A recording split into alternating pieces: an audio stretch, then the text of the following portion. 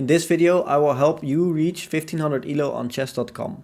I will take you through 5 steps I have taken and I have incorporated into my games in order for me to reach 1500 Elo. Those 5 steps are: 1. Learn 1 or 2 openings with both white and black and make sure you know a few opening theory in those lines.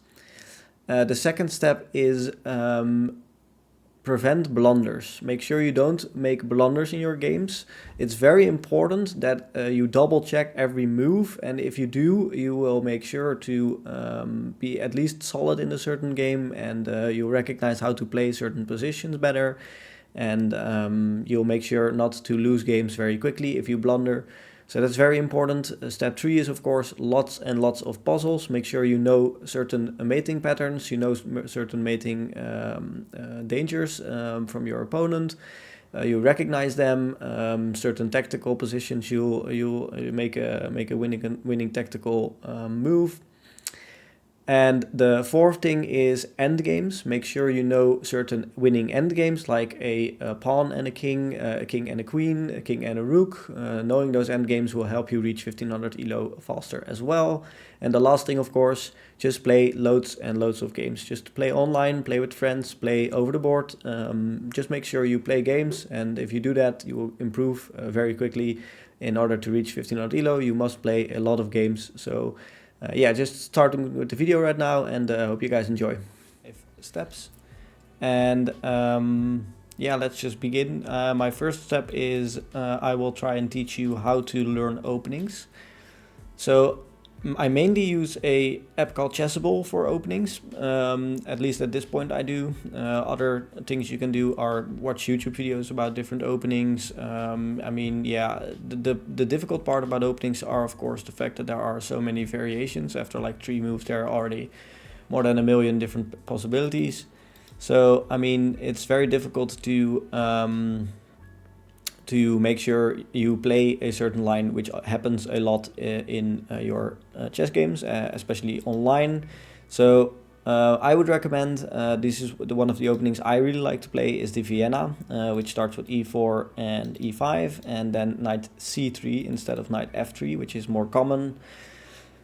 Knight c3, it's usually met with either knight f6, which allows for the f4 push. This is already something you should know. I mean, if you are playing a chess game online and you don't know this move, then I mean, yeah, it's just very difficult. And the point here is usually below 1500 Elo, a lot of players here will take and think, oh, that's a free pawn, which is a big mistake because you can play e5. And after e5, his knight is completely restricted, can't come into these 2 squares because of my knight, can't go to these 2 squares because of my queen. So there are 2 things we will mainly see here, which is queen to e7, trying to pin the pawn. Then you can just simply play queen e2, and the same thing applies. Afterwards, the most annoying thing for black is he has to go back. That's the only move. And after going back, you can simply play a move like d4. Although I would recommend playing knight f3 first here. I usually don't really like giving black the check on h4 here. So after something like this, they usually try to play something like this, trying to win this pawn somehow. You can play d4, or you can even here play knight d5 immediately, although here it's not that good because you can simply go back. So after something like this, they'll usually play something like d6, which is a big mistake because after d6 there is knight d5. And after going here, you can simply take. And he can't really block because if he blocks with this, for example, you have this knight fork. If he blocks with any other piece, you can simply take. So this is already crushing, and the best move here is apparently this and allowing the fork. I mean, just straight out of the opening, this is +5 for white, +5, and you will see this a lot of times in your games. So Vienna Gambit is very strong, and learning these types of structures and these types of ideas is very important. Another variation you'll see very likely in some of your games. These are a little bit less common, but yeah, they'll maybe come by some time. Is knight c6, bishop c4, and bishop c5. Afterwards you can go queen g4, and after queen f6 starting your pawn. You ignore the threat and go knight d5. He takes here. You go here. Notice there's no mate on f1 because of your bishop. The best move here is king f8, which is something you will probably never see below 1500 elo. Usually what they do here is sometimes they try something like this, attacking your queen, but you can simply take. Sometimes they play, let's see, what did they do? Sometimes they play bishop back. Sometimes they play something like this, trying to prevent it still, but there's this, of course. And actually the best move here is knight h3. I mean, yeah. There are multiple things they are going to try, but also this position is +3 for white. It's also just completely crushing. It feels very counterintuitive to play for black because you have to know certain moves. If you don't know those moves, you're going to get behind and you're going to lose some of your games. So, I mean, it's just a very good opening. I mean, I would recommend it. There are multiple openings you can learn. I mean, this is not the only one, but this is one of the principles you should do. You should learn a few openings. And as well as with white as black, and if you both master at least 1 or 2 openings and you are able to comfortably play with either white or black in the opening, you'll be good. I mean, you don't have to know everything, but if you're just able to get out of the opening without blundering, you are very, very good. The second thing I would try to do if you want to improve your chess elo and get to 1500 elo is prevent blunders. Just make sure you check every move before playing them. I'm just going to play a quick game against the 1500 elo bot, and I'm just going to show you how I prevent blunders and how I feel and know that a certain position is good. So here, obviously, like I just mentioned, we can play the Vienna Gambit. They'll play d5, which is the best move. You have to take here. They'll play with knight e4, and I go here with my queen. They'll take my knight. Usually they do, not always. I mean, is this, yeah, this is just a free pawn, I think. And, okay, queen here. So right off the bat, I don't think this is very good. And my reason why I don't think it's very good, I mean, he's threatening mate, so fair enough. But I can just go here, and after going there, I can simply play knight f3, and I protect my pawn, I attack his bishop. And yeah, I mean, I don't really believe in any of this. So, what do we do? Maybe we can... Is this already like a bishop trap, actually? I think this is already a bishop trap. So, I mean, it's very difficult it can be very difficult to prevent blunders. I mean, sometimes things like these. Usually what I try to do is don't get your pieces into difficult situations, like my opponent did here. Why would you play c5 here? Playing c5 here is just bad. I mean, your bishop has no way out. Your bishop is completely trapped. I mean, simple move like c3, your bishop has nowhere to go. So, I mean, there's a very thoughtful lesson to be learned by preventing your pieces from being in difficult situations, trying to always have some sort of way out for your pieces. And that's a very good tip I can give you. And yeah, just preventing blunders, just making sure that you double check moves. I mean, this knight is protected, so I can just leave it. I can give this check, develop my bishop at the same time. I can castle. Just make sure quick development is more important than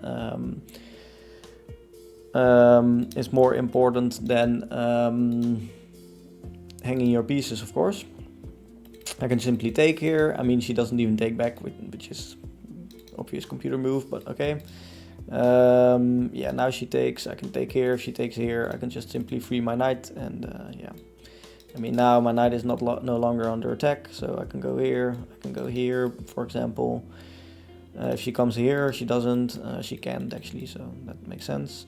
Here I can just simply trade off, and yeah.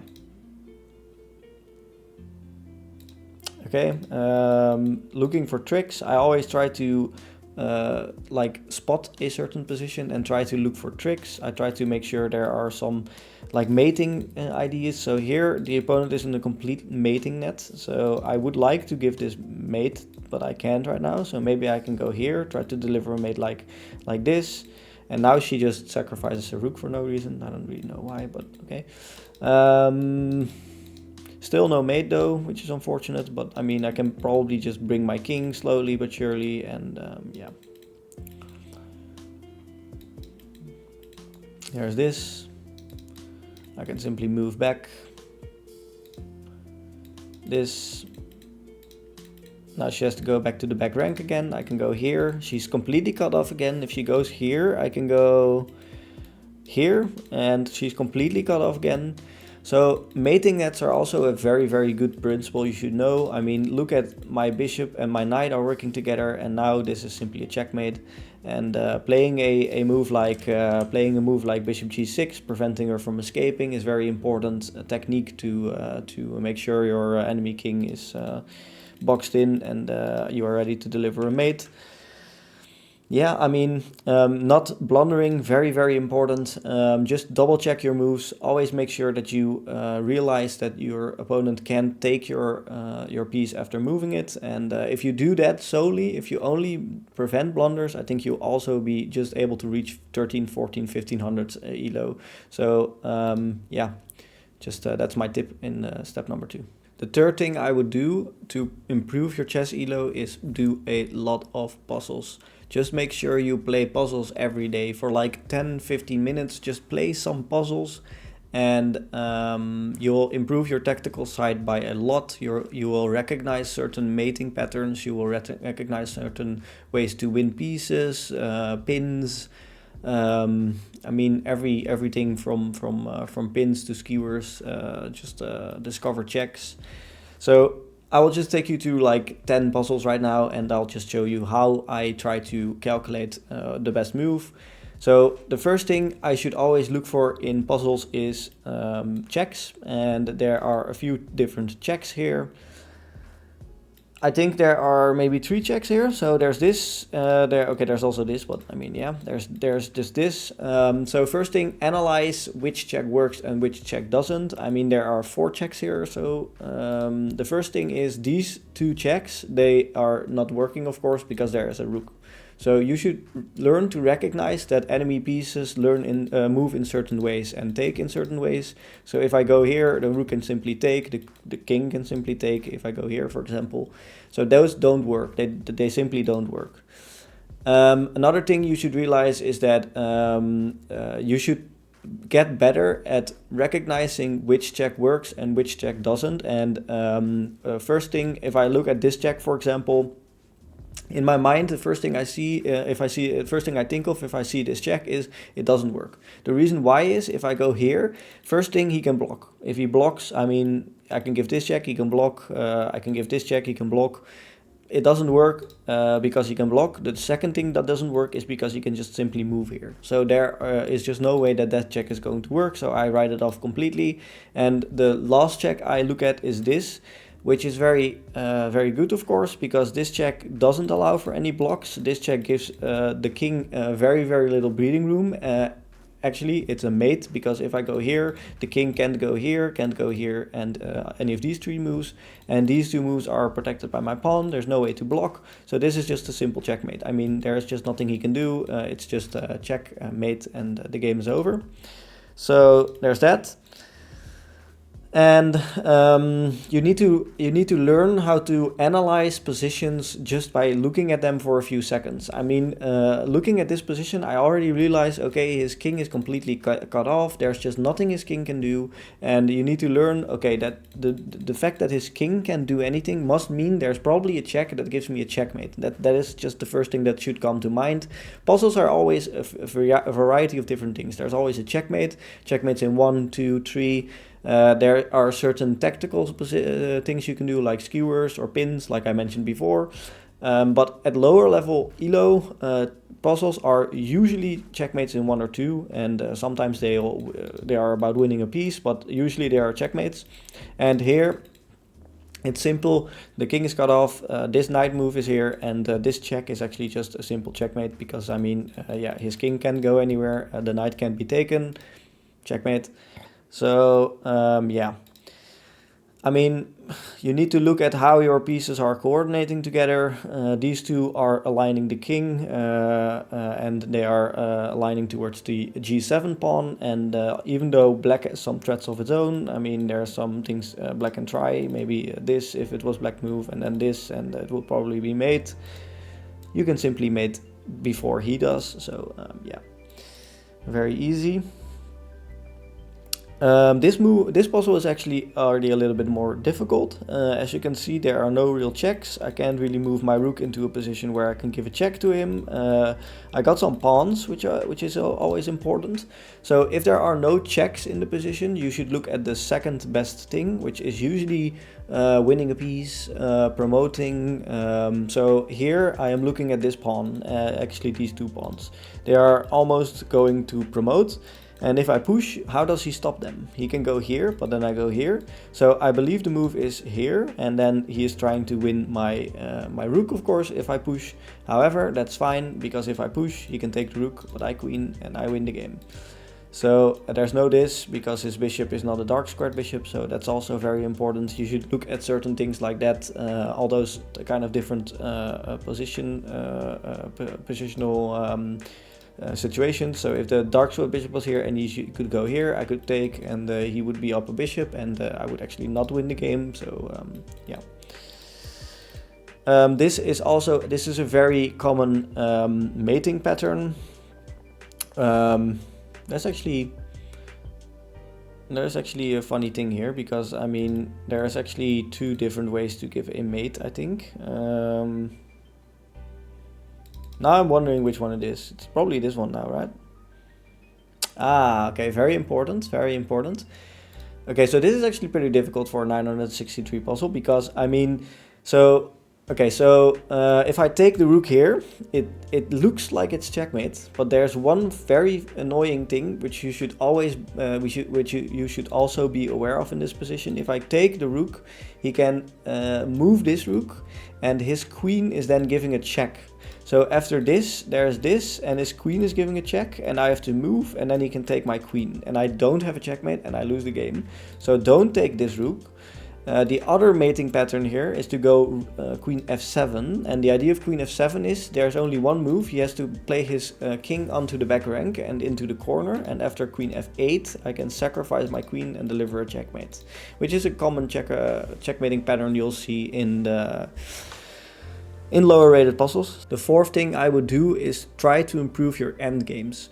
Endgames are a very important part of chess. I mean, they are very difficult sometimes, they are very easy sometimes. I will try to beat these 5 challenges. They are intermediate challenges, so rated between 1500 and 2000 for players around my rating level. And the most important concept is you should know how to take opposition and how to win a pawn and king endgame. Here my opponent took opposition, however we can still win by going, for example, king f5, and if he goes here we can go, let's see here, and now let's go, and here we go here. If he tries to come up, you could go here.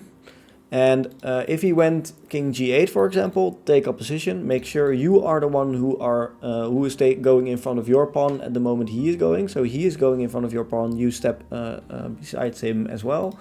And now it's just a simple way of pushing. And the way I like to do this is keep a knight's distance. I mean, this is a very simple technique how to deliver a mate. The very important part here is that you never go queen b3 in this situation, because he can get stalemated.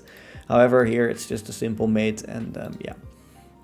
In this one, I would want to go around my pawn. So normally if he would go here, I would try to go around the pawn. However, he steps away, so I can simply go here, promote, and keep a knight's distance again.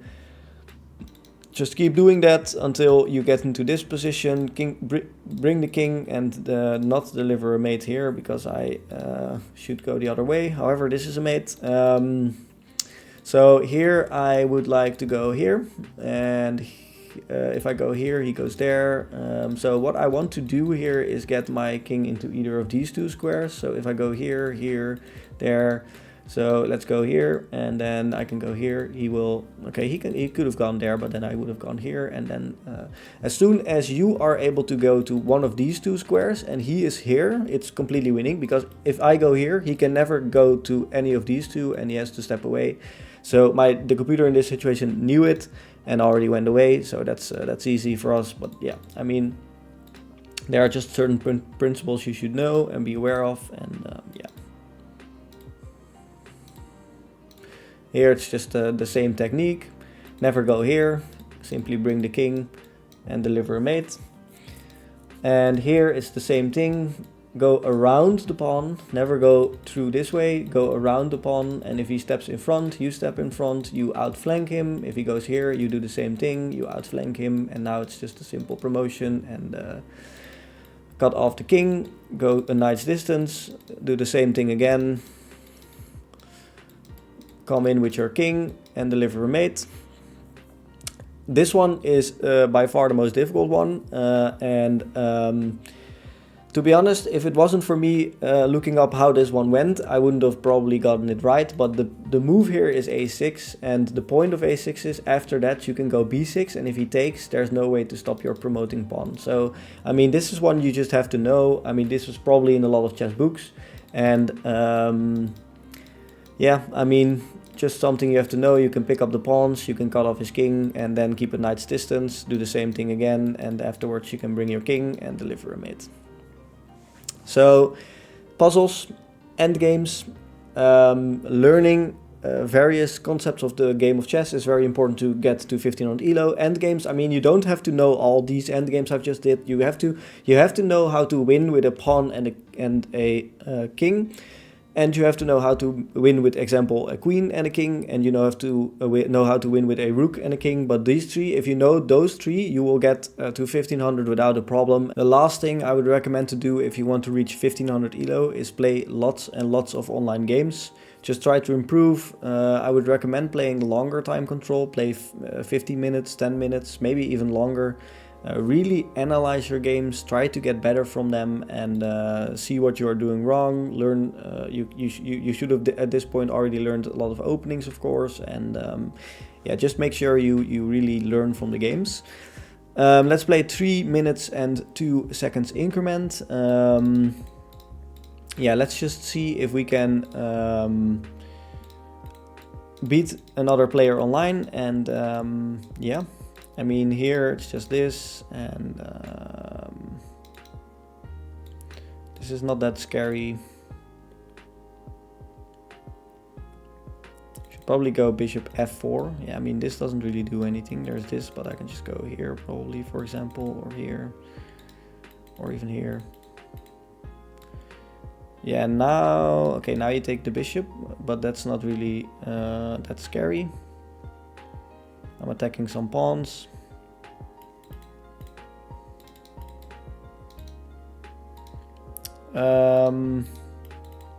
I can take, and take. So let's just take here. I mean, I think it's fine. He can go here, but I can take. And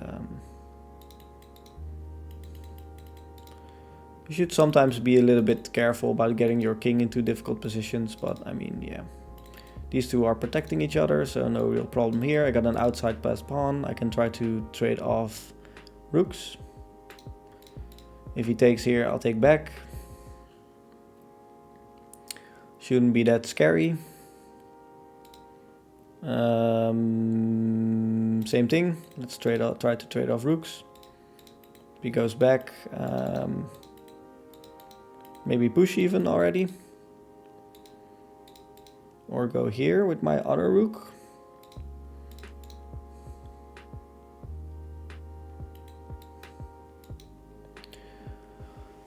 So just learn some simple concepts like trying to prevent your opponent from having too much counterplay, try to trade off some pieces, and yeah, I got this outside passed pawn right now. I could have taken a pawn here, which was good for me, of course. Yeah, I mean, getting better at chess is all about learning more and more about different concepts. Now this pawn is weak. Yeah, maybe I can get my knight in.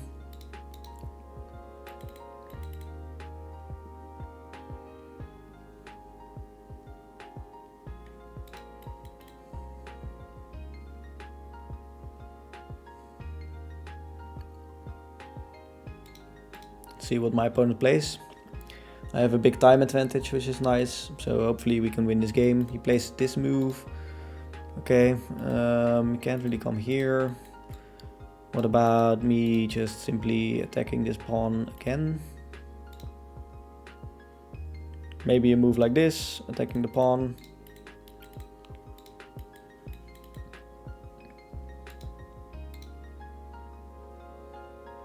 He's attacking this one, but I mean, for now it's protected. So there's this, there. Okay, that's not really work. I would like to get my knight in here, so let's try to do that. Maybe he pushes. That's probably a little bit annoying, huh? Maybe I try to go for a trade. Here I want to go and take his queen for free, which is pretty nice. So yeah, I mean, sometimes in 1300, 1500 rated play or games, you'll encounter queen hangs like this, especially in lower time control. If you go to rapid 1500, it might happen a lot less, but I mean, yeah.